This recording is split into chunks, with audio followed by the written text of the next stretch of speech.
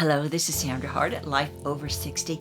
Do you ever see a woman or have you ever known anyone and you think to yourself, wow, I wish I could be like her. She really has it together. Well, I want to talk about that today.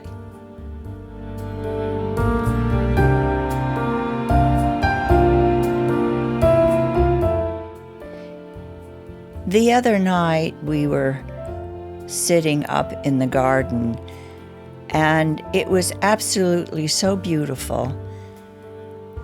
And I looked up and I saw this gorgeous moon. And I didn't realize at the time that it was called the snow moon. It was the biggest moon, I believe, of the year because it was so close to the earth. But it made me realize how lucky I am to be living here and how wonderful it is to be in the moment and to appreciate the now.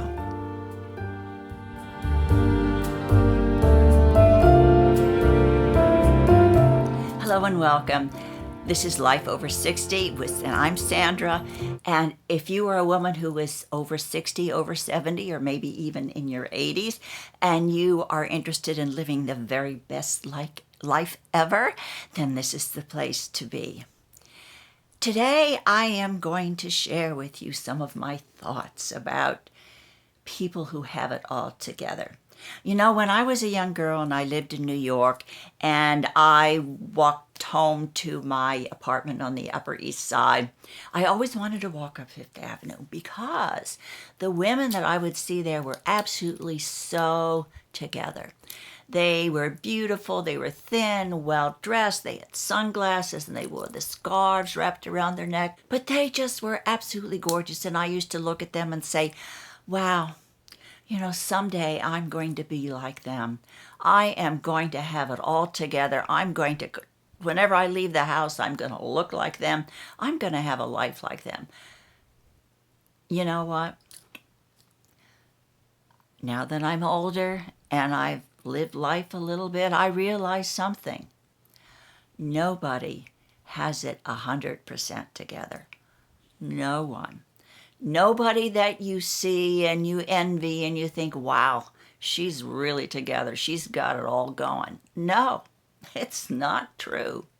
Nobody, but nobody has it all together. Trust me, I know. But today we're going to talk about things that you can do to make it look like you have it together, all right? Let's talk about certain steps that we can take in our life that will help us to kind of put it together. The first thing is to go on a date with yourself. Wow, what does she mean by that, go on a date with myself? I mean, we spend, as women, most of our lives taking care of everybody else, taking care of our husbands, our children, maybe taking care of our elderly parents. But we do it with love, but that has been our role. Even if we're in the workplace, we're taking care of taking care of things that we have to do within the corporation to make ourselves feel like we've got it together. Well, one thing you can do, the very first thing you can do, and it's really important to look like you have it together, is to spend some time with yourself. Whatever it is you want to do, if you want to go to a movie, if you want to go to a museum, if you just want to curl up on the couch and read a book.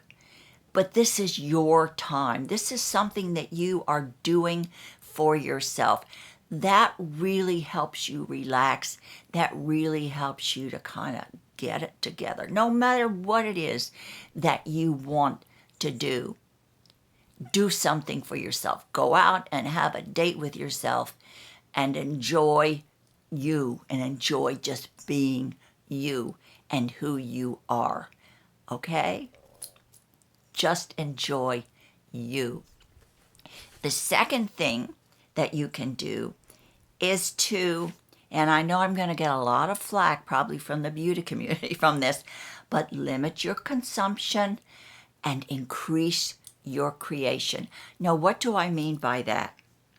Well, if you are my age, and maybe even the younger kids today, consume. They get so much stuff. So much stuff. And we don't need all that stuff.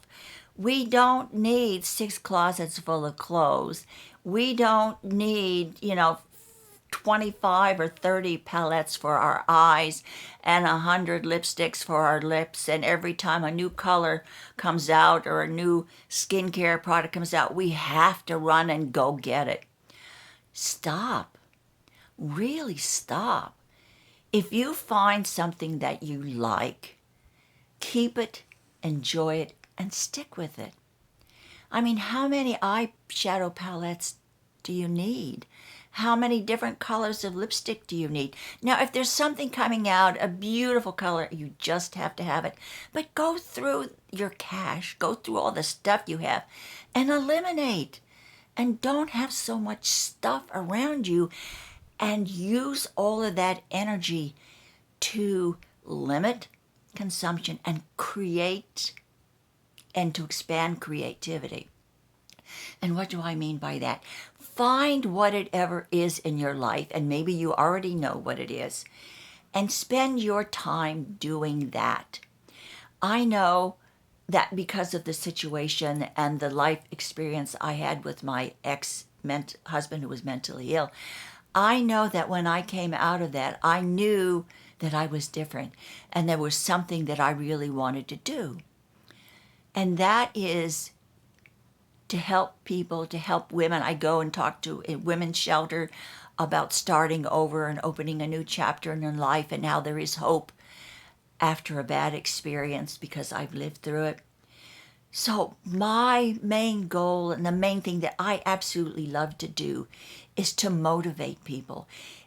I love to create my own soul and make myself feel like I'm doing something by helping other people, whether it's my family, my children, people that I lecture to or speak with, my husband, anybody in my bag of marbles, as I call them, anybody in my realm of sphere that can hear me.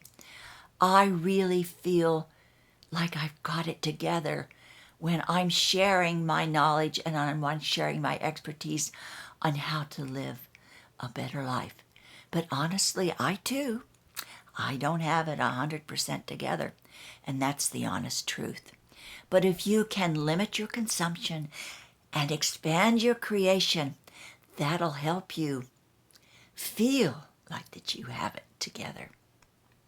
Now, the third thing that we can do is to create order in our lives. Now, that's 2 types of inner order and outer order. Now, there is nothing that will make you feel better. Now, you don't have to be a neat freak. I mean, I don't mean that. But there's nothing that will make you feel better. But at night before you go to bed, straighten up the kitchen, fluff up the pillows on the couch, make it look a little bit organized so that when you wake up in the morning and you come down, your house is in order.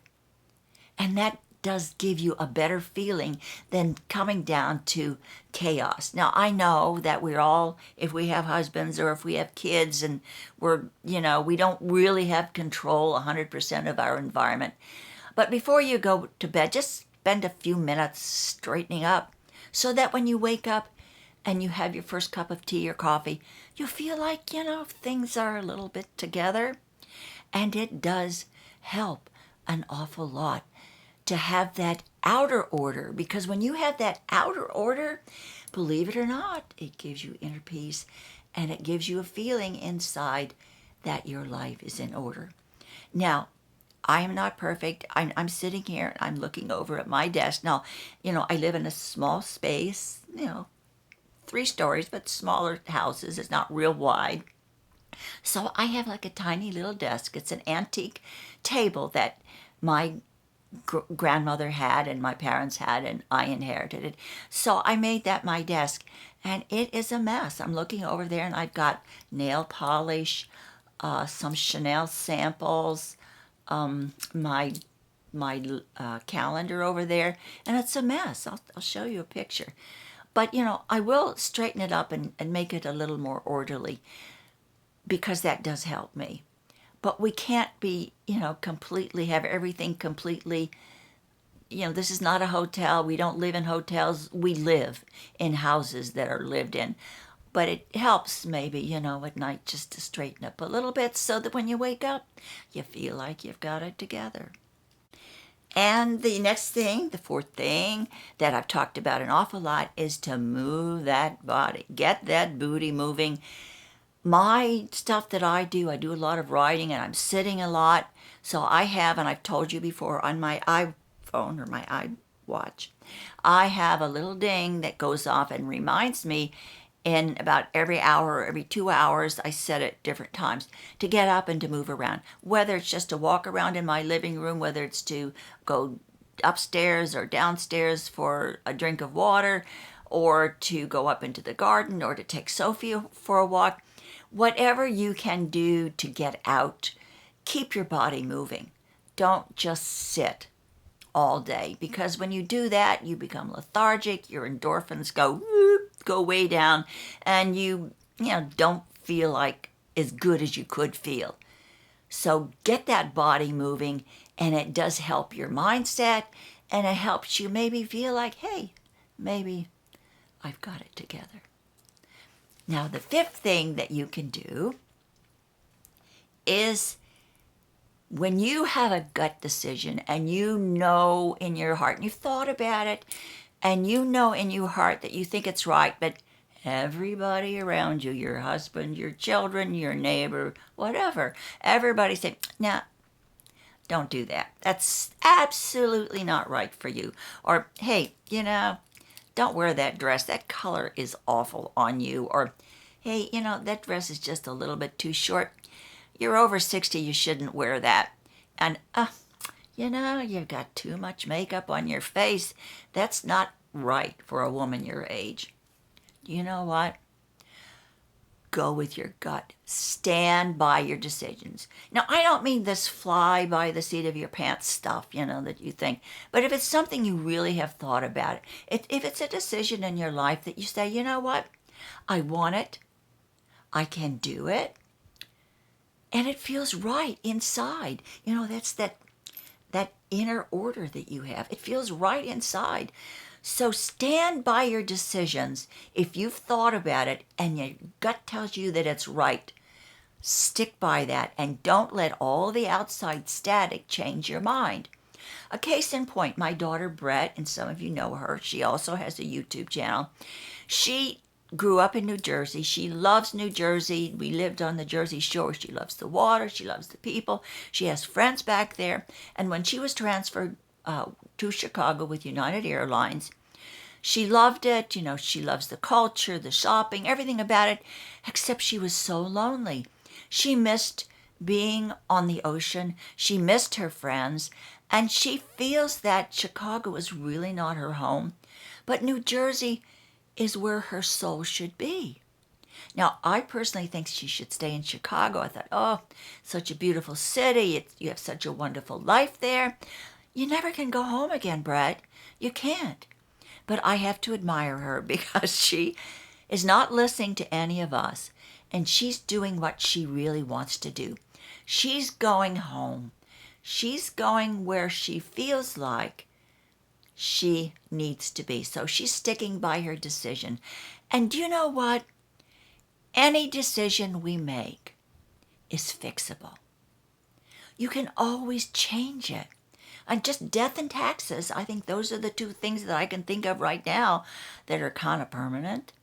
But you can stick by your decisions, and if it's wrong and you've thought about it, but it finally turns out to be maybe not the right one for you, it's fixable. So don't worry about it. Be confident in your gut instinct about your decisions. And the sixth thing I want to talk about, and maybe a lot of you do this already, and it's kind of simple, but it's calendar blocking. And what I mean by calendar blocking? Well, it's get a day calendar and it makes your life more organized and easier if you kind of plan your day, or if you have appointments and things you want to do, or sometimes I have so much going on that I forget, oh, I was going to go to that museum opening today, and I forgot it. It was going to be really a nice thing, but I was so involved in other stuff that I forgot. So it makes you at least feel like you have it together, or makes you look like you have it together, if you keep a day planner, even writing your feelings. I mean, I used to date a fellow who had a talk show on the radio. It was very kind of famous. But anyway, he would always carry a little pocket day planner with him. And every time he thought of an idea, he would pull it out and he would write down and jot that idea. And I've taken that from him, because that is so good, because sometimes thoughts come into your mind, like ideas for a video or something that you want to do, or if you hear somebody say something and say, oh, gee, I would really like to use that, somehow I twist it around and put a spin on it. But if I don't write it down and I get home, whoop, it's gone. It's out, out in the wind somewhere in the universe, and I didn't grab it when I could. So a day planner and keeping a calendar and try to block out your day, block out your week, so that you kind of have an idea of what you're going to do. And I want to leave you with really knowing I don't have it together 100% at all. I am still trying to achieve that. But no matter who you see, and no matter how many things you see on Facebook or Instagram saying, oh, that woman really has it together. Nobody. Absolutely, trust me, 100%. Nobody has it 100% together. They may be pretty good at putting it together, but nobody. So don't ever try to emulate that. Don't ever try to feel bad about yourself because you don't think you have it together. None of us do. Honestly, none of us do. Thank you so much for joining me today. Don't forget to do that. Take yourself out on a date today. Do something special for yourself. Be kind to someone who crosses your path. And of course, always, always, always share the love. Take care, and I hope to see you soon.